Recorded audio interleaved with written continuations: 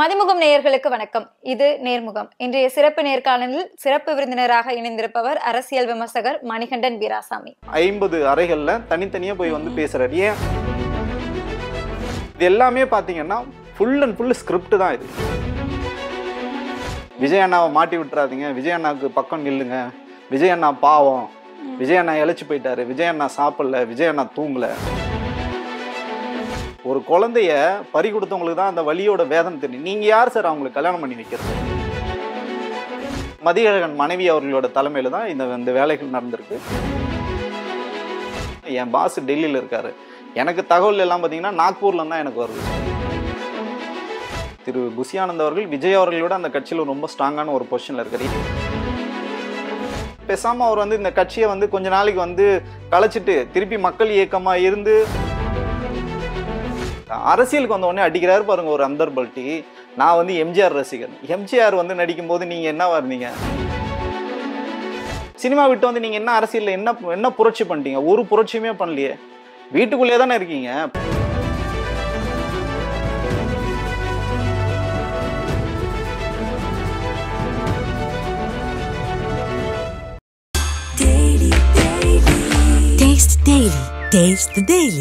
டயா booster சுகரை control பண்ணும், உங்க ஆரோக்கியத்தை மீட்டு தரும். சர்க்கரையை கட்டுப்படுத்துறதுக்கான எளிமையான வழிமுறை, இயற்கையான வழிமுறை. அனைத்து மருந்து கடைகளிலும் கிடைக்கும். நேர்முகம் நிகழ்ச்சியில சந்தித்ததுல மகிழ்ச்சி.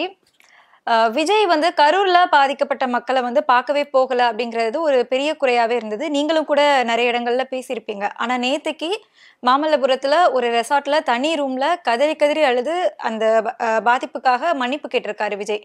இதை எப்படி பாக்குறீங்க நீங்க? இல்ல இது வந்து தகவல்களா இல்ல வந்து உண்மையிலே இது நடந்தது? செய்திகள்ல வந்திருக்கு. செய்திகள் ஏன்னா இது தகவல்கள் தான். எந்த அந்த மாதிரி அவங்க வந்து பிரத்யோகமா வந்து யாருக்கும் வந்து இந்த காட்சிகளை வந்து கொடுக்கல. அதே மாதிரி செய்தியாளர்கள் வந்து என்ன சொன்னாங்கன்னா, ஃபர்ஸ்ட் ஸ்டாப்ல வந்து நாங்கள் வந்து உங்களை கூப்பிடுவோம் உள்ளன்னு சொன்னாங்க. எந்த செய்தியாளர்கள் வந்து உள்ள வந்து அலௌட் இல்லை. இன்னும் ஒரு படி மேலே போனீங்கன்னா, தமிழக வெற்றி கழகத்தினோட பொருளாளர் திரு வெங்கட்ராமன் அவர்களே வந்து உள்ள வந்து அனுமதி இல்லை. அந்த கட்சிக்காக உழைத்த பலர் வந்து நேற்றுக்கு வந்த நிகழ்வுக்கு வந்து போயிருக்காங்க. அவங்களுக்கு யாருமே வந்து அனுமதி இல்லை. ஸோ இந்த செய்திகள் வந்து அவங்களாதான் பரப்புறாங்களே கண்டி இது உண்மையிலே நடந்துதான்னு வந்து தெரியாது. பட் பாதிக்கப்பட்ட ஒரு சிலர் வந்து சொல்லியிருக்காங்க, அவர் உண்மையிலே வந்து உளமாற அழுதாருன்னு சொல்றேன். அந்த மக்கள் சொல்றதை வேணா நம்ம வந்து ஏத்துக்கலாம். ஸோ அதனூடே தான் நமக்கு வந்து இது வந்து தெரியுத கண்டி. அதர்வைஸ் தாவேக்கா சொல்றது எதுவுமே நம்ம வந்து நம்ப முடியாதுன்ற ஒரு சூழல் தான் இன்னைக்கு நிலவுது. நீங்க சொன்ன மாதிரி பாதிக்கப்பட்ட மக்கள் அங்க வந்திருந்தாங்க இல்லையா, அவங்க வந்து பேட்டி கொடுத்திருந்தாங்க. அதுல அவங்க என்ன சொன்னாங்கன்னா, உங்களை வந்து கரூர்ல இருந்து இங்க அழைச்சிட்டு வந்ததுக்கு தான் மன்னிப்பு கேட்டதா அவங்க வந்து சொல்லியிருக்காங்க. அவங்க வார்த்தை வந்து தெளிவாவே சொல்லுது. அப்படி பார்த்தா அங்க நடந்த அந்த பாதிப்புக்கு அவர் வந்து மன்னிப்பு கேட்கலையா? கேட்க மாட்டார். ஏன்னா தாவேக்காவை ஆதரித்து திரு விஜய் அவர்களை ஆதரித்து ஊடகங்கள் பேசுகின்ற தாவேக்கா ஆட்கள் என்ன சொல்றாங்கன்னா, அது ரொம்ப குறுகலான சந்து, அது வந்து ஒரு வழி இல்லாத ஒரு பாதை, அது வந்து ரோடே இல்லாத ஒரு இடம், இங்கெல்லாம் அவர் வந்து போகவே முடியாது, சிரமம்னு சொல்றாங்க. இது எவ்வளோ அபத்தமானது, எவ்வளோ வந்து அருவருத்தக்க விஷயம்னு நம்ம வந்து பார்க்கணும். ஏன்னா திரு விஜய் அவர்கள் வந்து உண்மையா வந்து நம்ம சொன்னோம் பார்த்தீங்களா, இதுதான் உண்மை. இந்த தாவேக்கா தொடர்பாக பேசக்கூடிய ஆட்கள் இருக்காங்க, தாவேக்கா ஆதரவாளர் சொன்னார் பார்த்தீங்களா, இது முன்னணி ஊடகத்தில் தான் இது வந்து பேசியிருக்காங்க. இதுதான் வந்து உண்மை. இப்போ இவங்க சொன்னாங்க பார்த்தீங்களா, கரூரில் நாங்கள் வந்து மண்டபம் கேட்டோம் கொடுக்கல. அதே மாதிரி பார்த்தீங்கன்னா நாங்கள் வந்து டிஜிபி கிட்ட வந்து மெயில் அம்சம்னு சொன்னாங்க இல்லைங்களா, எஸ்பியை ஃபாலோ பண்ணும். இது எல்லாமே கட்டுக்கதைகள், பொய்கள். ஏன் அப்படின்னா நேத்திக்கு வந்து மகாபலிபுரத்தில் ஒரு 5 ஸ்டார் ஹோட்டலில் இந்த நிகழ்வு நடந்தது இல்லைங்களா, பாதிக்கப்பட்ட மக்களை சந்திச்சாருங்களா, அதே இதில் பார்த்தீங்கன்னா இப்போ நம்ம பேசிட்டு இருக்க இதே நேரத்தில் திமுகவோட கலந்தாய்வு கூட்டம் வந்து அங்கே வந்து போயிருக்கு, பயிற்சி பட்டறை வந்து போயிட்டு இருக்கு. அந்த நிர்வாகத்தினால் ஹோட்டல் நிர்வாகத்தில் வந்து திமுக வந்து தொடர்பு கொண்டு கேட்குறாங்க, நாளைக்கு உங்கள் நிகழ்வு இருக்குது, இன்றைக்கி இவங்க இந்த நிகழ்வு வச்சுருக்காங்க, இப்போ இந்த நிகழ்வு நாங்கள் பண்ணட்டுமா வேணாம்னா தாராளமாக நீங்கள் பண்ணுங்கன்னு சொல்கிறாங்க. ஏன் நினச்சிருந்தா வந்து திமுக நினச்சிருந்தா, தமிழக அரசாங்கம் நினச்சிருந்தா முதல்வரோட புரோட்டோகால் பிரகாரம் வந்து நாளைக்கு கொடுக்க வேணாம், நாளைக்கு எங்கள் நிகழ்வு இருக்குது, முதல்வரோட நிகழ்வுக்கு இன்றைக்கி நீ கொடுக்காதீங்கன்னு சொல்லிட்டு தடுத்துருக்கலாம். இதை தான் விஜய் ஆதரவு இல்லை, விஜய் வந்து கண்மூடித்தனமாக நாங்கள் வந்து ஆதரிக்கிறோம், விஜய் வந்து ஸ்டாண்ட் வித் விஜய்ன்னு சொல்கிறவங்கலாம் தயவு செஞ்சு இதை வந்து சீர்தூக்கி பாருங்கள். களத்தில் என்ன நடக்குது, யதார்த்தம் என்ன, இவங்க கட்டமைக்கின்ற பொய்கள் என்னன்றதை நீங்கள் வந்து தெளிவுபடுத்தி பார்க்கணும். அந்த மாதிரி கரூர்லேயும் இவங்க எந்த இடமும் கேட்கல, மக்களை சந்திக்கிறது இவங்களுக்கு ஐடியாவும் கிடையாது. சரி ஓகே, நீங்கள் அப்படியே மக்களை சந்திக்கணும்னு நினச்சா பனையூர்ல உங்களுக்கு ஆபீஸ் இருக்குல்ல, அங்க வர வைக்காம ஏன் நீங்க வந்து நட்சத்திர விடுதிக்கு போகணும், இரவே அவங்கள வந்து தங்க வச்சு இந்த சூழல்லாம் அறியாத மக்கள் ஒரு 5 நட்சத்திர ஹோட்டல்லையோ அந்த மாதிரி ஒரு அட்மாஸ்பியரோ சந்திக்காத ஒரு மக்களை பிரம்மாண்டத்தை நீங்க காட்டுறீங்க. பிரம்மாண்டத்தை காமிச்சு உங்களுக்கு எதிராக அந்த மக்கள் பேசக்கூடாதுன்ற ஒரு மனநிலை வந்து ஏற்கனவே நீங்க வந்து ஒரு மூடு வந்து கிரியேட் பண்ணி வச்சுட்டு அதுக்கப்புறம் பாத்தீங்கன்னா இவர் போய் சந்திப்பாரு. 50 அறைகள்ல தனித்தனியா போய் வந்து பேசுறாரு. ஏன் அப்படி உண்மையிலே நீங்க பேசணும்னு நினைச்சீங்கன்னா அங்க ஒரு ஹால்ல வச்சு எல்லாரும் சந்திச்சிருக்கலாம் இல்லைங்களா? ஸோ இது எல்லாமே பாத்தீங்கன்னா ஃபுல் அண்ட் ஃபுல் ஸ்கிரிப்ட் தான் இது. இதுல வந்து அவர் சந்திச்சதோ இது எதுவும் நமக்கு வந்து பெருசாவே தெரியல. ஏன்னா திருப்பி பார்த்தீங்கன்னா அவர் வந்து சேவ்கார்ட் பண்றதுக்காக சிபிஐல வழக்கு இருக்கிறதுனால இவருக்கு எதிராக பேசிடக்கூடாதுன்றதை தான் இவங்க வந்து திருப்பி அவங்களுக்கு வந்து பாடம் எடுத்திருக்காங்க. விஜய் அண்ணாவை மாட்டி விட்டுறாதீங்க, விஜய் அண்ணாவுக்கு பக்கம் நில்லுங்க, விஜய் அண்ணா பாவம், விஜய் அண்ணா இழைச்சு போயிட்டாரு, விஜய் அண்ணா சாப்பிடல, விஜய் அண்ணா தூங்கல அப்படின்னு வந்து சொல்றாங்க. இது எல்லாமே நேத்து மாமல்லபுரத்துல நடந்த விஷயங்களா? ஆமாங்க. இந்த சிபிஐ வந்து இப்போ இவங்களுக்கு வந்து சமன் கொடுத்துருக்காங்க இல்லையா? இந்த சமயத்துல இவங்களால கரூருக்கு வந்து போக முடியாது, அது எல்லாமே ஓகே. நீங்க சொன்ன மாதிரி இந்த தனி அறையில சந்திக்கிறதுக்கு இதுதான் பின்புலமா? இப்ப நீங்க கரூருக்கு போக முடியாதுன்னா அப்ப அவங்களை நீங்க இங்க வர வச்சும் பார்க்க முடியாது இல்லைங்களா? அது நீங்க யதார்த்தம் அதுதானே. உங்களுக்கு கரூருக்கு வந்து போக முடியாது, சிக்கல்களை வந்து நம்ம வந்து புரிஞ்சுக்கிறோம். நீங்க கேட்டீங்க கேட்கலன்றதையே நான் வந்து விட்டுறேன். அதை வந்து பார்வையாளர்களோட இதுக்கே வந்து வியூகத்துக்கே நான் விட்டுறேன். அப்ப நீங்க அவங்களை இங்க வர வச்சு பாக்குறதும் தவறு தானே. அப்போ அந்த சாட்சிகளை நீங்க வந்து விக்டிமை நீங்க கலைக்கிறீங்களா? அப்ப இது மட்டும் எந்த விதத்துல சரி? நீங்க பண்றது எல்லாமே சரின்னு சொல்றவங்க, நேர்மையாளர்கள் சொல்றவங்க, விஜய் பக்கம் நிக்கிறவங்க, இதுக்கு வந்து பதில் நீங்க சொல்லுங்க.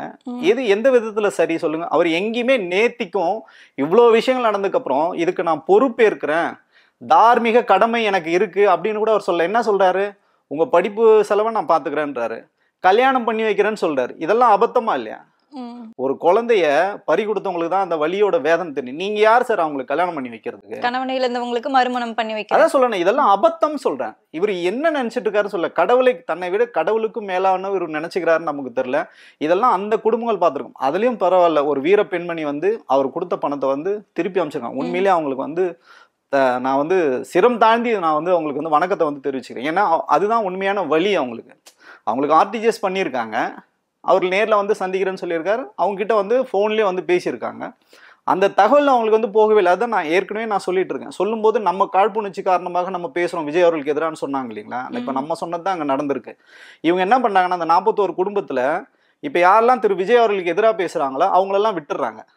அவங்க உறவினர்கள், ஒன்று விட்ட சித்தப்பா, பெரியப்பா, மாமா, மச்சான், அக்கா, தங்கச்சி இப்படி இருக்காங்களா, விஜய் ஃபேனா இருப்பாங்க பார்த்தீங்களா, அவங்கள மட்டும் கூப்பிட்டு வந்திருக்காங்க. நேற்று பார்த்தீங்கன்னா பாதிக்கப்பட்டவர்கள்ல 33 குடும்பங்கள்ல பெருவாரியான ஆட்கள் பார்த்தீங்கன்னா விஜய் ரசிகர்களா பார்த்து தான் அவங்க கூப்பிட்டு வந்திருக்காங்க. நேரடியா சம்பந்தப்பட்டவங்களா இருக்க மாட்டாங்க. நேரடியா அந்த குடும்பத்துல இருக்கிறவங்களை கண்டி இப்போ கணவனை இழந்தாங்கன்னா அந்த மனைவி வரல, மனைவி இழந்த கணவர் வரல, குழந்தைகள் இழந்த அப்பா அம்மா வரல. ஸோ இந்த மாதிரி அவங்க அண்ணன், தம்பி, மாமா, மச்சான், அக்கா, தங்கச்சி இப்படிதான் வந்து ஒன்று விட்ட உறவினர்கள் தான் வந்திருக்காங்க கண்டி. நேரடியாக வந்தவங்க ஒரு சிலர் மட்டும்தான். ஏன்னா மீதி எல்லாரும் ரொம்ப தெளிவாக சொல்லினாங்க, எங்களுக்கு வந்து 30 நாளுக்கு நாங்கள் வந்து வெளியில் வரக்கூடாது, ப்ளஸ் எங்களால் வந்து ட்ராவல் பண்ணுற அளவுக்கு எங்களுக்கு வந்து இதுவாக இல்லை, நேரம் வந்து எங்களுக்கு சரியாக இல்லை, அது வந்து நாங்கள் விரும்பவும் இல்லைன்னு அவங்க வந்து சொல்கிறாங்க. ஸோ அதை தாண்டி இவங்களுக்கு என்ன கம்ஃபர்டபுளாக இருக்குமோ, இவங்களுக்கு யார் இவங்க சொல்கிறதெல்லாம் எதிர்த்து பேச மாட்டாங்களோ அதே மாதிரி எல்லாருக்கும் வந்து பாடம் எடுக்கப்பட்டிருக்கு. அவருக்கு எதிராக நீங்கள் எதுவுமே பேசிடாதீங்க, அவருக்கு எதிராக நீங்கள் எதுவும் கேள்வி கேட்டுறாதீங்க அப்படின்னு சொல்லி ஃபீட் பண்ணி அவங்கள கூட்டிட்டு வந்திருக்காங்க. இதுக்கு பேர் வந்து என்னன்னு நமக்கே தெரியல. நீங்க சொன்னீங்க இல்லையா பாடம் எடுக்கப்பட்டிருக்கு அப்படின்னு சொல்லிட்டு, இந்த பாடம் எடுக்கிறதுல வந்துட்டு நேரடியா தலைவர்கள், அந்த 2ஆம் கட்ட தலைவர்கள்லாம் இன்வால்வ் ஆகாம கீழ்மட்ட தொண்டர்கள் இருக்காங்க இல்லையா, அவங்கள வச்சு எடுக்கிறதா சொல்லப்படுதே, அது உண்மையா? எப்பவுமே தொண்டர்கள் வச்சுதான் இவங்க வந்து இதெல்லாம் வந்து செய்வாங்க. ஏன்னா மேல்மட்டத்தில் இவங்க வந்து இந்த வேலைலாம் கஷ்டம். டெய்லி போய் அவங்கள போய் கன்வின்ஸ் பண்றதோ, அவங்களுக்கு வந்து இந்த நிகழ்வுகள் வந்து பேசுறதோ இது வந்து இலகுவானதெல்லாம் கிடையாது, கஷ்டம். ஸோ அதனால வந்து கரூர்ல இருக்க லோக்கல் மாவட்ட பொறுப்பாளர் யாரோட தலைமையில்னா மதியழகன் மனைவி அவர்களோட தலைமையில தான் இந்த வேலைகள் நடந்திருக்கு. பக்கத்து மாவட்ட நிர்வாகிகளும் வந்து இதுல வந்து உதவிகள் பண்ணியிருக்காங்க.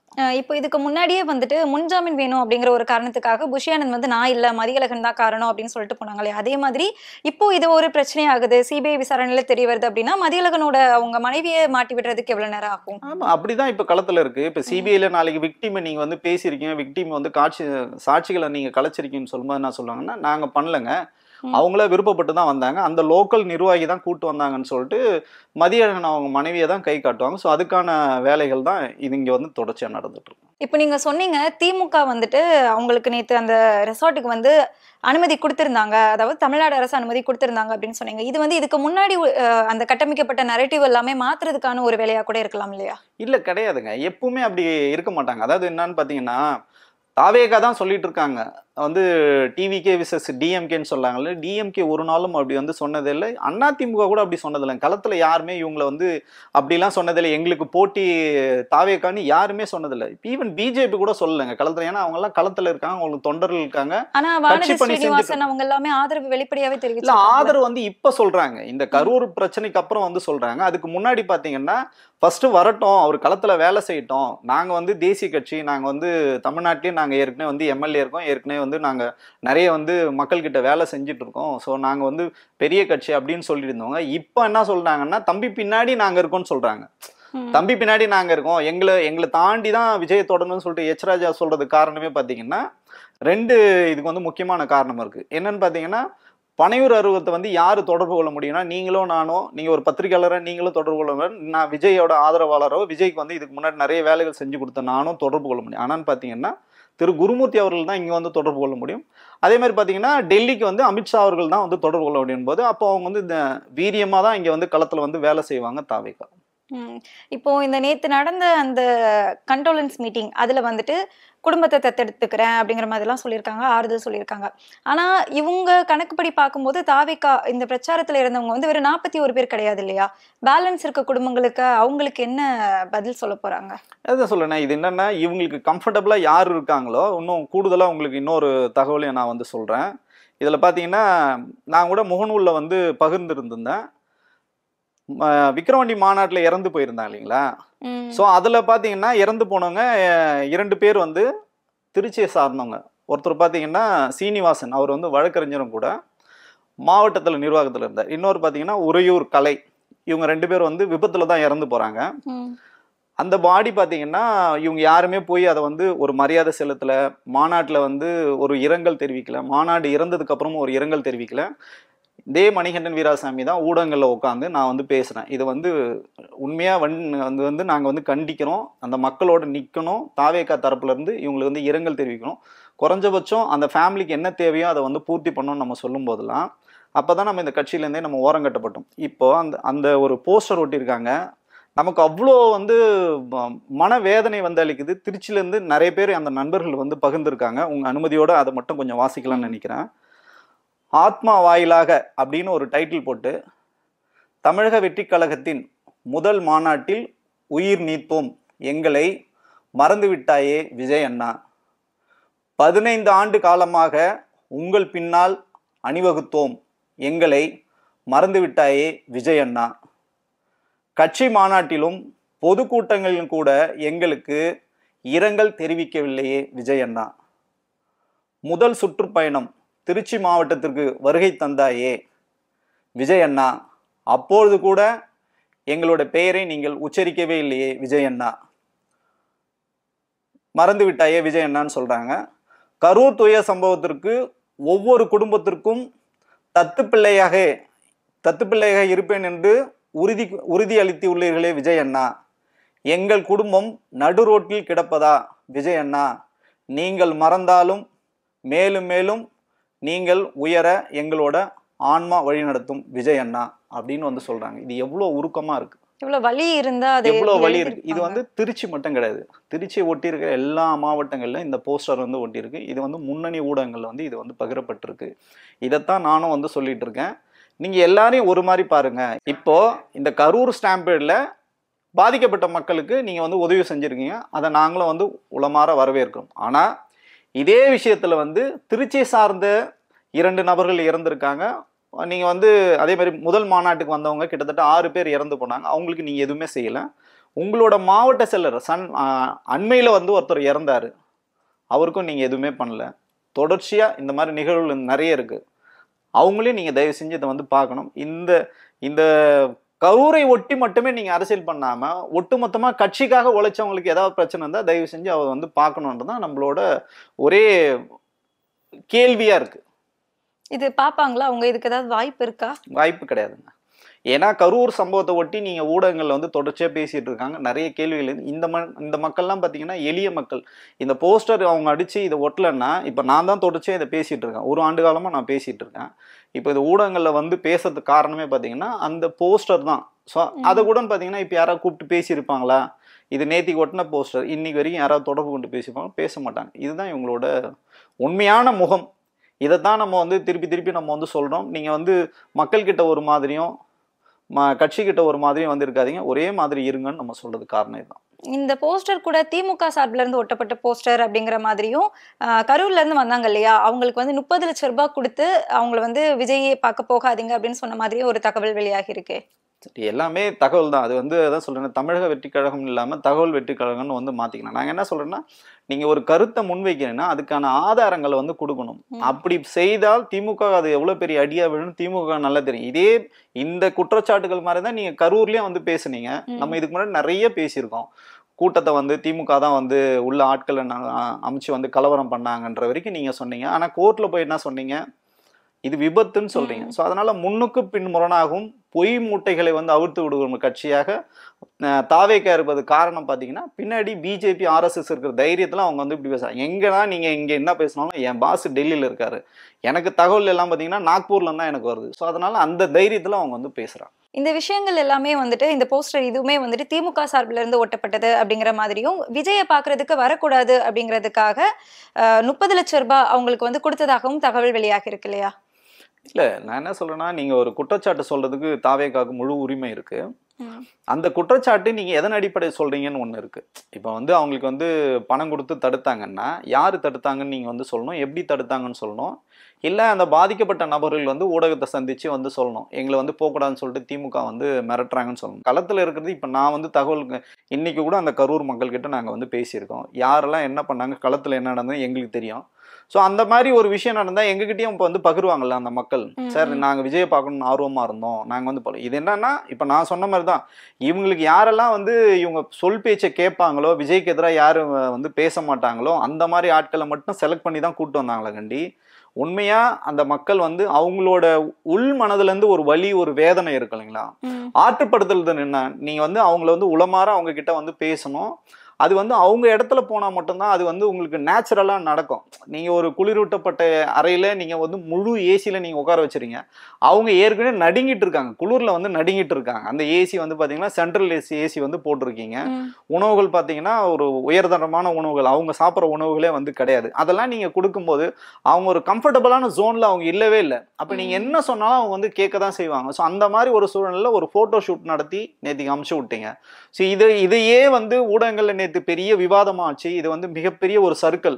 கரூர் ஸ்டாம்பேடை விட மோசமான வந்து பின்விளைவுகள் நேற்று முழுக்க ஊடகங்கள் வந்து உங்களுக்கு எதிராக நிக்குது. மக்கள் உங்களுக்கு எதிராக வந்து பேசுறாங்க. விஜய் இவ்வளவு நாள் ஆதரிச்சவங்களே இப்ப கேள்வி கேட்கிறாங்க, ஏன்னா இவ்வளோ இவரு தப்பு மேல தப்பு பண்ணிட்டு இருக்க, திரும்பி இவ்வளவு முட்டாள்தனம் பண்றாருன்னு சொல்லி கேட்கும்போது இதுக்கு பதில் நீங்க என்ன சொல்றீங்கன்னா, திமுக மேல குற்றம் சாட்டி ஆதாரத்தோட வைங்கன்னு தான் நம்மளும் சொல்றோம். நீங்க ஆதாரத்தோட சொல்லுங்க. நானே வந்து திமுகவை எதிர்த்து பேசுறேன், நான் இந்த விஷயத்துல கேட்கிறேன், திமுக பண்ணது வந்து அற்பத்தனமான அரசியல்னு நான் சொல்றேன். அப்படி ஒண்ணு களத்துல நடக்காதப்போ நீங்க எதுக்கு கட்டுக்கதைகளையும் பொய்களை எதுக்கு நீங்க வந்து அவுத்து விட்டுட்டு இருக்கீங்கன்னா நம்ம கேட்க வேண்டியது. நேற்று நடந்த அந்த கண்டோலன்ஸ் மீட்டிங்ல என்ன நடந்தது அப்படிங்கிறது யாருக்குமே தெரியாது. உள்ள என்ன நடந்தது எல்லாமே தகவல் வாயிலாக தான் வெளியே வந்துட்டு இருக்கு. மீடியாக்களை வந்து அனுமதிக்கல. ஆனா அதை பத்தி ஒரு அறிக்கை விடாம இன்னைக்கு வந்து பயிர்களுக்காக கண்ணீர் விட்டு இருக்காரு இல்லையா? இதை எப்படி பாக்குறது, எப்படி புரிஞ்சுக்கிறது? இல்ல, அதை வந்து வந்து திரு விஜய் அவர்கள் அரசியல்வாதியா இதை சொல்றதை நான் உண்மையிலேயே நான் வரவேற்கிறேன். ஆனா அது பாத்தீங்கன்னா சும்மா ஒரு ஒன்லைனர்ல நீங்க சொல்லக்கூடாது. இதையே நீங்க வந்து ஊடகத்தை சந்திச்சு சொல்லிடலாம். 2 வாய்ப்பு உங்களுக்கு இருந்தது. நேத்துக்கு நடந்த விஷயத்தையும் இந்த மாதிரி வந்து பயிர் பாதுகாப்பு வேணும், நெல் கொள்முதல் நிலங்கள் ரொம்ப மோசமான நிலையில இருக்கு, மத்திய அரசாங்கத்தை நோக்கி ஒரு கேள்வியை நீங்க வந்து கேட்க மாட்டேன்றீங்க, ஏன் நீங்க வந்து இன்னும் நெல் கொள்முதல் நிலங்களை வந்து அந்த ஈரப்பதத்தோட அளவு வந்து இன்னும் உயர்த்தி கொடுக்கணும், இந்த மாதிரி நிறைய விஷயம் இல்லை. இந்த பேராமீட்டர்லாம் அவர் வந்து கேட்டிருந்தாருன்னா உண்மையிலே நல்ல விஷயம் தான். கேள்வி கேட்கறதுக்கு அவர் வந்து உரிமை இருக்கு, நம்ம அதை தவறுன்னே சொல்லல. தொடர்ச்சியாக நீங்கள் எல்லா விஷயத்துக்கும் பேசுங்க. இப்போ வந்து பருவமழை வந்து ஆரம்பிச்சிருக்கு, ஏரி குளங்கள் வந்து இன்னும் நிறைய ஏரி குளங்கள் தூர்வாராமல் இருக்குது. ஸோ அதெல்லாம் ஏன்னு சொல்லி கேள்வி கேளுங்க. இந்த மழை காலங்களில் எல்லா கட்சிகளும் வந்து மக்களோட இணைஞ்சு வேலை செய்கிறாங்க. அதிமுக, திமுக, பாஜக, விடுதலை சிறுத்தைகள், நாம் தமிழர் எல்லாரும் களத்தில் வேலை செய்கிறாங்க.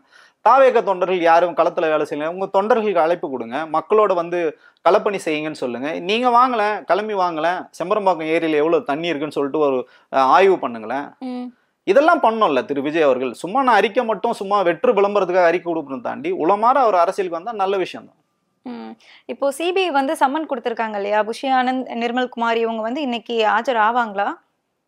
அவங்களுக்கு விலக்கு கொடுக்கப்படும். ஆஜர்லானாலும் இவங்களை வந்து அரெஸ்ட் பண்ண முடியாது. ஏன்னா இவங்க வந்து ரிப்போர்ட் பண்ணுற பாஸ் மேலே இருக்காங்க. ஸோ அவங்க வந்து பார்த்துப்பாங்க. சட்டத்தை முதல்ல அவங்க வந்து சட்டமாகவே மதிக்கலை. ஏன்னா இந்த கரூர் ஸ்டாம்பேடு விஷயத்தை ஒட்டி நேத்திக்கு நடந்த இந்த விஷயம் அவங்களோட வழக்கறிஞர் பிரிவே வந்து இது வேணான்னு சொல்லியிருக்காங்க. எது வேணாம்? இந்த விசாரணை போயிட்டு இருக்கு, சிபிஐ விசாரணை போயிட்டு இருக்கும்போது அந்த மக்களை நீங்கள் அழைச்சிட்டு வந்து நீங்கள் இந்த மாதிரி ஒரு ரெசார்ட்டில் சந்திக்கிறது நமக்கு வந்து பின்வடை ஏற்படுத்தும்னு சொல்லும்போது கூட அவங்க வந்து கேட்கவே இல்லை அவர். ஸோ அப்படி இருக்கும்போது நீங்கள் எது சொன்னாலும் அவர் வந்து கேட்க போகிறதே கிடையாது. சிபிஐ வந்து அவங்க வந்து உங்களை அரெஸ்ட் பண்ணுற அளவுக்கு போக மாட்டாங்க, உங்களுக்கு நல்லாவே தெரியும். விசாரணை ஆணையத்துக்கு வாங்கன்னு சொன்னாலும் இவங்க போனாலும் பிரச்சனை இல்லை, போகலனாலும் பிரச்சனை. ஏன்னா ஊடகங்களும் இதை எந்த கேள்வியும் கேட்காது. இதே மித்த பிற கட்சிகளாக இருந்தால் இந்நேரம் வந்து ஃப்ளாஷ் நியூஸ் போயிருக்கும். சட்டத்தை மதிக்கவில்லை அவங்க, சட்டத்தின் முன்னே வந்து இவங்க வந்து எல்லாரும் சமந்தான் அப்படின்னு சொல்லுவாங்க. ஆனால் தாவேக்காக பார்த்து ஏன் இவ்வளோ பயம், இவ்வளோ கரிசனம்னு தெரியல ஊடகங்களுக்கு. ஊடகங்கள் கேள்வி கேட்டுட்டு தானே இருக்கிறாங்க, கேட்குறாங்க. மற்றவங்களை கேள்வி கேட்குற மாதிரி கேட்குறாங்களே. நீங்களே பாருங்கள், நேத்திக்கு நடந்தது அங்கே ஒரு உரையாடல். ஒரு 2 பத்திரிகையாளர், ஒரு பத்திரிகையாளர் போகிறாரு, ஜிஎஸ் மணியன்னு சொல்லிட்டு அங்கே இருக்காரு. ஸோ அவர்கிட்ட வந்து பேட்டி எடுத்து போகும்போது ஒரு பத்திரிகையாளர் தடுக்கிறாரு. ஏன்னா அவங்களோட ப்ரைவேட் இடம் மாதிரி அதை வந்து கையாளுறாங்க. அது ஒரு பப்ளிக்கான இடம், எல்லாருக்குமான இடம்ன்றதே வந்து தெரியாமல் இப்போ வெட்ட வெளிச்சமாகுதுங்களா ஊடகங்கள் எந்த அளவுக்கு திரு விஜய் அவர்களுக்கு வந்து சப்போர்ட் பண்ணுறாங்க அப்படின்றது இன்னைக்கு வெட்ட வெளிச்சமாகுது. இதெல்லாமே வந்துட்டு தாவேகா தரப்புல இருந்து செய்யப்பட்ட ஒரு ஸ்கிரிப்ட் மாதிரி அப்படிங்கிற மாதிரி சொல்றாங்க. அப்படிதான் ஒரு நரேட்டிவ் செட் பண்றாங்கன்னு சொல்றோம். இதை நீங்க மறைக்கவே முடியல இல்லையா? உள்ளங்களின் நெல்லிக்கனி மாதிரி நீங்க செய்கின்ற தவறுகளை இந்த ஊடகங்கள் வந்து அவ்வளவு தூரம் உங்களுக்கு வந்து பேசுறதுனாலதான் பொதுமக்கள், வெகுஜன மக்கள் இதை நம்புறாங்க. விஜய் உண்மையிலேயே நல்லவர், விஜய் வந்து எந்த தவறுமே பண்ணல. இவ்வளோ தவறுகள் அவங்க பண்ணாலும், இவ்வளோ செக்யூரிட்டி லேப்ஸ் நீங்க காவல்துறை கிட்ட நீங்க அனுமதி வாங்கினாலும் அதை ஒண்ணு இது வரைக்கும் கடைபிடிச்சதே கிடையாது. பொது சொத்துக்களை தொடர்ச்சியாக சேதாரம் பண்ணுறீங்க, பொதுமக்களுக்கு தொடர்ச்சியாக நீங்கள் தொல்லைகள் கொடுக்குறீங்க, ஊடகங்களை நீங்கள் மதிக்க மாட்டேன்றீங்க, தொண்டர்களை மதிக்க மாட்டேன்றீங்க, கட்சி அலுவலகத்துக்கு நீங்கள் வரமாட்டீங்க. எல்லாமே நீங்கள் பண்ணுறது எல்லாமே பார்த்தீங்கன்னா இந்த மாதிரி ஒரு அரசியலை ஏன் உங்களை தூக்கி கொண்டாடுறாங்கன்னா பொய்யாக கட்டமைக்கப்பட்ட பிம்பங்கள். அதுக்குன்னு பெய்டு சேனல் இருக்காங்க. இதுக்காக தான் வாய்ஸ் ஆஃப் காமன் ஒரு நிறுவனம் வந்து இயங்குது. அதனோட தலைவர் எல்லாருக்கும் பணத்தை கொடுத்து தான் இதை வந்து செய்ய வைக்கிறாங்க. இந்த வாய்ஸ் ஆஃப் காமன் அதோட வேலை இது கிடையாது, கமெண்ட்ஸ் பண்றது மட்டும்தான் அப்படிங்கிற மாதிரி எல்லாம் ஒரு பேச்சுகள் வருது. ஆமா, வாய்ஸ் ஆஃப் காமன்னே அதுல வச்சிருக்கிறது வந்து பண்ணி நீங்க சொல்ற மாதிரி கமெண்ட்ஸ் தான் பண்ணிட்டு இருக்காங்க. இப்போ ஊடகங்கள்ல நாங்க பேசுறோம்னா எங்களுக்கு கீழே வந்து பின்னூட்டங்கள் வந்து எழுதுறது, பெண்கள் வந்து நிறைய பேர் பேசுறாங்க சமூக வலைதளங்கள்னா. ஸோ நடிகை ஓவியா வந்து ஒரு அவங்களோட கருத்தை பகிர்றதுக்கு எல்லாருமே இங்கே உரிமை இருக்குது. அது பார்த்தீங்கன்னா அவ்வளோ அப்யூஸ் பண்ணி அவ்வளோ மோசமாக வந்து எழுதுறது. அவங்க வீட்டில் பெண்கள் இருப்பாங்க. ஸோ நீங்களும் வந்து பெண் நிர்வாகிகள் அங்கே இருக்காங்க, பெண்களுக்கு வந்து மரியாதை கொடுக்குறேன்னு விஜய் அவர்கள் சொல்கிறார். ஆனால் பார்த்தீங்கன்னா அந்த கமெண்ட்ஸ்லாம் பார்த்தீங்கன்னா உங்களால் படிக்கவே முடியாது. அவ்வளோ மோசமாக எழுதுறது பார்த்தீங்கன்னா வாய்ஸ் ஆஃப் காமன் தான் அதை எழுதுறாங்க. அதை பார்த்துட்டு இது உண்மைன்னு நினச்சி தொண்டர்களும் அதை வந்து ஃபாலோ பண்ணி எழுதுறாங்க. கடைசியில் பிரச்சனை வரும்போது பார்த்தீங்கன்னா இந்த தொண்டர்கள் வந்து மாட்டிப்பாங்க. அது பார்த்தீங்கன்னா ஃபேக் ஐடி. ஸோ அதுலேருந்து யாரும் வந்து மாட்ட மாட்டாங்க.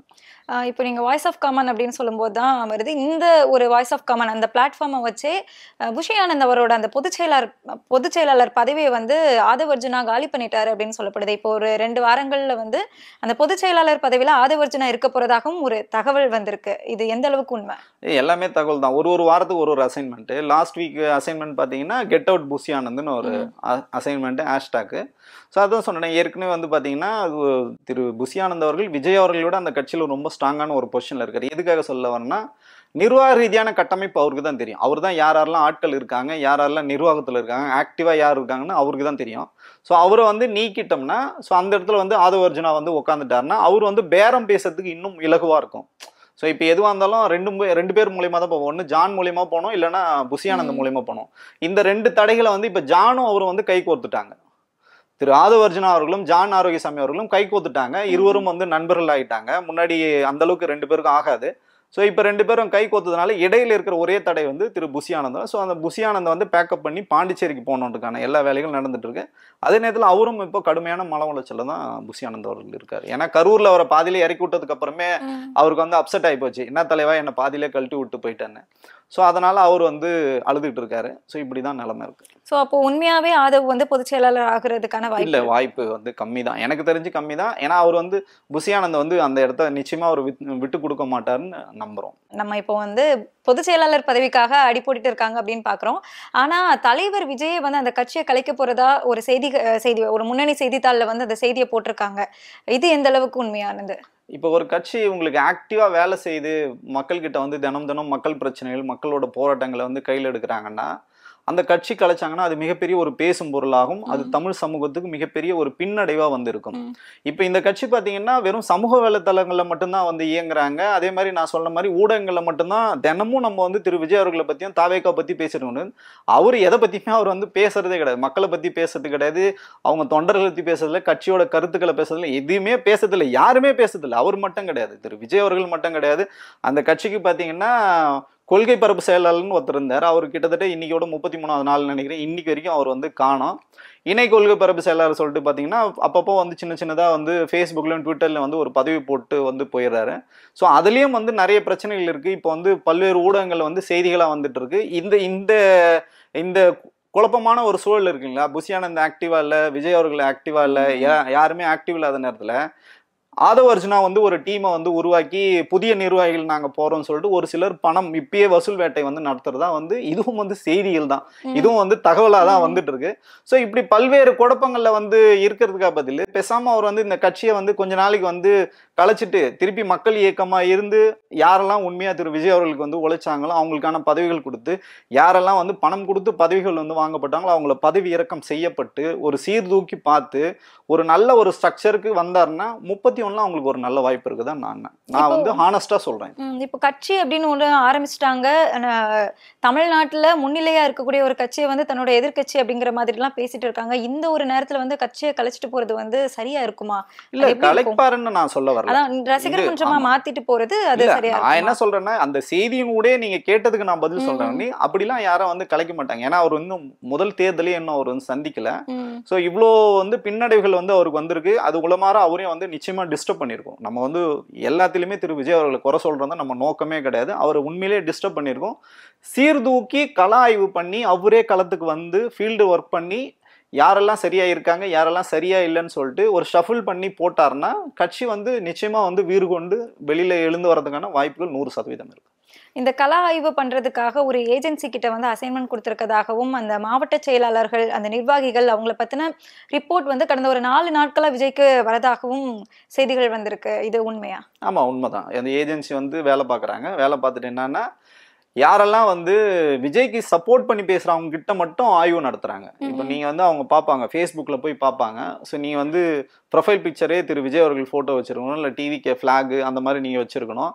இல்லை நீங்க வந்து தொடர்ச்சியா ஆதரவா கருத்துக்களை யாரெல்லாம் சொல்லிட்டு இருக்காங்க அவங்க கிட்ட மட்டுமே வந்து ஒரு கருத்தாய்வு பண்ணி திரு விஜய் அவர்களுக்கு எடுத்துமே கொடுக்கும்போது சொல்லுவாங்க. அவங்க தான் சொல்லுவாங்க, என்ன சொல்லுவாங்கன்னா விஜய் இந்த கரூர் சம்பவத்துக்கு அப்புறம் பார்த்தீங்கன்னா 100% மக்கள் கிட்ட ஆதரவு இருக்கு, விஜய் வந்து முதல்வர் ஆவாரு.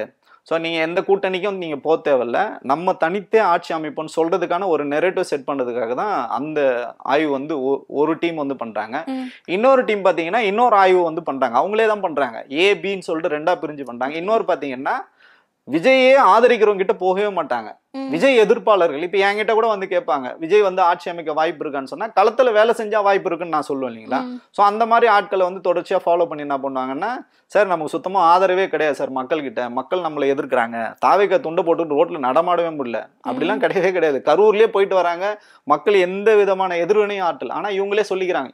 இப்ப இந்த 33 நாளா மறைஞ்சிட்டு இருக்காங்கல்ல, அவங்க எல்லாம் என்ன சொல்றாங்கன்னா, நாங்க வந்து வெளியில போனாலே எங்களை வந்து மக்கள் விரட்டுறாங்க அப்படின்ற ரேஞ்சுக்கு வந்து இவங்க வந்து பில்டப் பண்ணி உட்காந்துட்டு ஒளிஞ்சிட்டு இருக்காங்க இல்லைங்களா. பதுங்கு குழியில இருக்கிறவங்க வெளியில வந்தாங்கன்னா இப்ப இது என்ன நடக்கும்னா, மக்கள் உங்களுக்கு எதிரான மனநிலையில் இருக்காங்க, கூட்டணி போறதுக்கான அச்சாரம் இது. ஸோ அப்போ நீங்க வேற வழியே கிடையாது, கூட்டணிக்கு தான் போய் ஆகணும் நம்மன்னு சொல்லும்போது இந்த ரிப்போர்ட் வந்து வரும். விஜய் ஆதரிகளோட பர்சன்டேஜ் இன்னைக்கு கம்மியாக தான் இருக்கும். ஸோ விஜய் எதிர்ப்பாளர்கள் ஜாஸ்தியாக இருக்கும்போது என்ன பண்ணுவாங்கன்னா, கூட்டணிக்கு போகிறதுக்கான வாய்ப்புகள் தான் அதிகமாக இருக்குன்னு 2 ரிப்போர்ட்டும் அவர் கொடுப்பாங்க. அவர் பார்ப்பாரு பர்சன்டேஜ் வாய்ஸ் எது அதிகமாக இருக்குது, ஸோ விஜய் எதிர்ப்பு தான் அதிகமாக இருக்குது. ஸோ கூட்டணி ஏற்கனவே சைன் பண்ணது, அப்போ நம்ம எடுத்த முடிவு சரிதான், ஸோ நம்ம பிஜேபி கூட்டணியிலே போய் செட்டில் ஆகிடான்னு அந்த முடிவு அவர் எடுக்கலாம். ஏற்கனவே சைன் பண்ணதா? ஆமாம். எப்படி சொல்றீங்க அது? ஆமாம், அப்படி தானே உங்களுக்கு சைன் பண்ணதுனால தானே இன்னைக்கு வழக்குகள்லாம் யார் நேத்தி கூட யார் பேசுகிறாங்க, தாவேகா சார்பாக யார் பேசுகிறாங்க வழக்கறிஞர் ஜிஎஸ் மணியன் வந்து பாஜகவோட வழக்கறிஞர் வந்து உங்களுக்கு ப்ரெஸ் மீட் கொடுக்குறாரு. ஏன் அவர் யாருன்னு பாருங்க, மும்மொழி கொள்கையை ஆதரித்து பேசினவர் அவர்.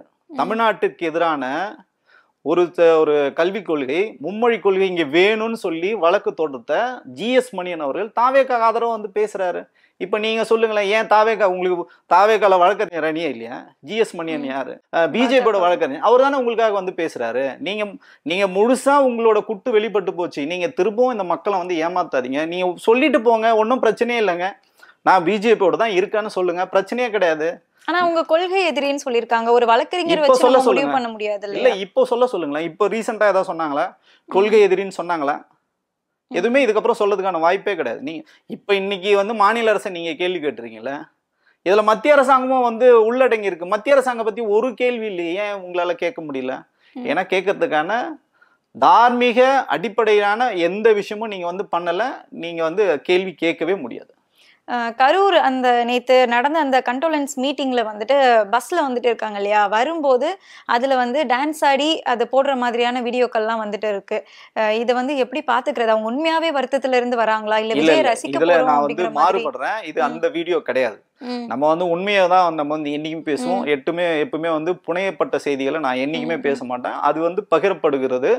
அது அந்த குழு வந்து கிடையாது. இது வந்து தாவேகா வந்து பொதுக்கூட்டத்துக்கோ இல்ல வந்து மாநாட்டுக்கோ வரும்போது அவங்க டான்ஸ் ஆனது. இந்த குடும்பத்துக்கும் அந்த வீடியோக்கும் எந்த சம்பந்தமும் இல்லை. இப்பவும் திரும்ப சொல்றேன், நம்ம அந்த மக்கள் பக்கம் தான் நிக்கிறோம். அந்த மக்களை கொச்சைப்படுத்துறத ஒரு நாளும் நம்ம வந்து அனுமதிக்க மாட்டோம். தார்மீக அடிப்படையில் அவங்களும் நம்ம மக்கள் தான். ஸோ அதனால அந்த வீடியோ வந்து பொய்யான வீடியோக்கள். அதை நான் நிச்சயமா அதை வந்து ஆணித்தரமா என்னால் மறுக்க முடியும். இன்னைக்கு ஒரு செய்திகள் வந்து நம்மளால பார்க்க முடியுது. என்ன அப்படின்னா, அஜித் அவர்கள் வந்து திருப்பதி கோயிலுக்கு போயிருக்காங்க. அங்க வந்து அவங்க பின்னாடி அவங்கள பத்தி கத்துனவங்க கிட்ட சைகையாலே சொல்றாங்க. அந்த அவரோட ரசிகர்கள் வந்து அதை கேட்டுக்கிறாங்க, கேட்டுட்டு அமைதியாகிறாங்க. இந்த மாதிரி ஒரு தலைமை பண்பு விஜய் கிட்ட ஏன் இல்லாம போச்சு? அது நீங்க எப்படி கட்டமைக்கிறீங்கன்னு இருக்கு. இப்போ திரு விஜய் அவர்கள் பாத்தீங்கன்னா ஆடியோ லான்ச்லேயே பாத்தீங்கன்னா மித்த பிற சீனியர் நடிகர்கள் வந்து சமீப காலமாக எப்போ வந்து சூப்பர் ஸ்டார்னு இவரை வந்து ஊடகங்களில் சொல்ல ஆரம்பித்தாங்களோ அப்பயே வந்து நான் தான் சூப்பர் ஸ்டார்னு இவர் மைண்டுக்குள்ளே ஃபிக்ஸ் ஆகிறதுக்காக என்ன பண்ணார்னா, காக்கா கழுகு கதையில் ஆரம்பித்து ஒன்று சொல்லி பார்த்தீங்கன்னா கிரியேட் பண்ணி விடுறது. இப்போ நடிகர்களுக்கு எதிராக இப்போ பார்த்தீங்கன்னா திரு விஜய் அவர்களுக்கு எதிராக யாரெல்லாம் இருக்காங்கன்னு நீங்கள் களத்தில் பார்த்தீங்கன்னா, ரஜினிகாந்த் வந்து இப்போ பார்த்தீங்கன்னா ரஜினி சாரோட ரசிகர்கள் வந்து இருக்காங்க. அது காரணம் என்னன்னு பார்த்தீங்கன்னா, இவர் சினிமாவில் வரும்போது பார்த்தீங்கன்னா பல படங்களில் வந்து பார்த்தீங்கன்னா ரஜினிகாந்த் அவர்கள் சாயலில் தான் இவர் வந்து நடித்தார். என் தலைவர் வந்து சூப்பர் ஸ்டார் ரஜினிகாந்த் தான் சொன்னார். இளைய தளபதினு பட்டம் வந்து வச்சதே அதுக்காக தான்.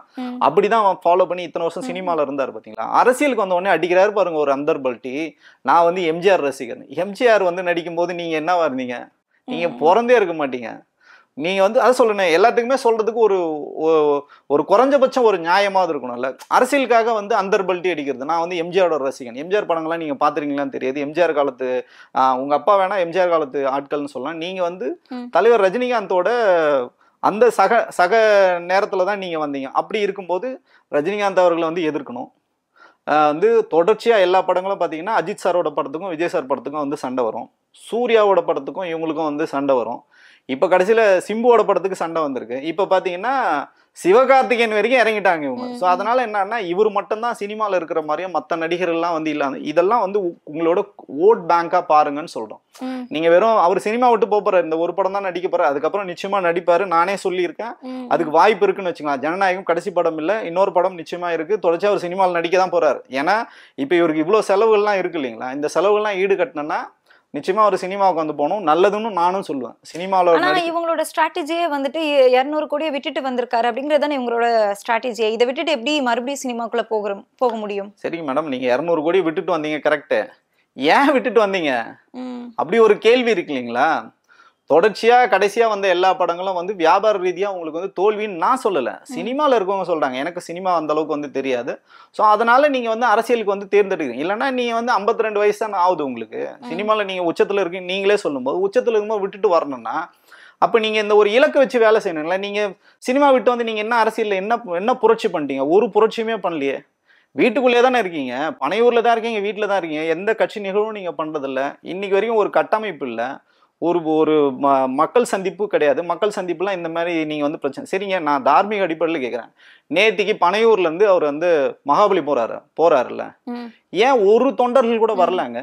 ஏன் கூட்டமே சேரல அந்த இடத்துல? நியாயமா சொல்லுங்க. இப்போ நீங்க கரூர் போனா மட்டும் கூட்டம் வந்தது, திருச்சி போனா கூட்டம் வருது, பெரம்பலூர் போனா கூட்டம் வருதுன்னு சொல்றீங்களே, இதைத்தான் நான் சொல்றேன். இது ஆர்கானிக்கா சேர்ந்த கூட்டம் இல்லை. இவங்க வந்து கூட்டுறாங்க, கூட்டத்தை வந்து கூட்டி மக்களை வெயிட் பண்ண வச்சு அவரை கூப்பிடுறாங்கன்னு சொன்னது இப்ப அந்த பிம்பம் உடஞ்சு போச்சு இல்லை உங்களுக்கு? இப்ப நான் சொன்னது தவறுன்னா, நேத்திக்கு ஏன் வரல மக்கள்? ஏன் வரல? வெளியில 1,00,000 பேர் திரண்டு இருக்கும்ல. எங்க தலைவர் வந்து ஆறுதல் படுத்த வராரு, என் தலைவன் நான் தூரமா இருந்து ரசிச்சுட்டு போறேன்னு சொல்லலாம்ல. ஒரே ஒருத்தர் கூட வரல, ஏன் வரலன்னு கேக்குறேன். ஏன்னா இது வந்து தனியா ரெசார்ட்ல நடந்தது, அங்க வந்து ரோட்ல தானங்க நீங்க வரீங்க, நீங்க ஹெலிகாப்டர்ல பறந்து வரல, பை ரோடு தானே நீங்க போனீங்க. இதனையே நீங்க வந்து பனையூர்ல இருந்து போல, நீங்க பட்டினப்பாக்கம் வீட்டுல இருந்து போறீங்க, பட்டினப்பாக்கம் வீட்டுல இருந்து கிளம்பி போறீங்க. சாலை முழுக்க வந்து உங்களுக்கு மக்கள் இருக்காங்க, எல்லாருமே தான் உங்களுக்கு இருக்காங்க. உங்க தொண்டர்களுக்கு தெரியும், நீங்க சொல்றீங்க இந்த தேதியில இந்த நேரத்துல வரப்போறோன்னு சொல்றீங்க. ஏன் ஒரு தொண்டர் கூட வரல? அதுதான் நான் சொல்றது காரணம். என்ன, நீங்க திட்டமிட்டு கூட்டங்களை கூட்டுறீங்க. உங்களுக்கு தேவைன்னா கூட்டிப்பீங்க, உங்களுக்கு வேணான்னா நீங்க வந்து ஒதுக்கி வச்சிருங்க. ஸோ இதுதான் வந்து விஜயோட யதார்த்தமான அரசியல், உண்மையான அரசியல். இதை விட்டுட்டு இவங்க பண்றது எல்லாமே பாத்தீங்கன்னா போலியான ஒரு பிம்பம் தான்.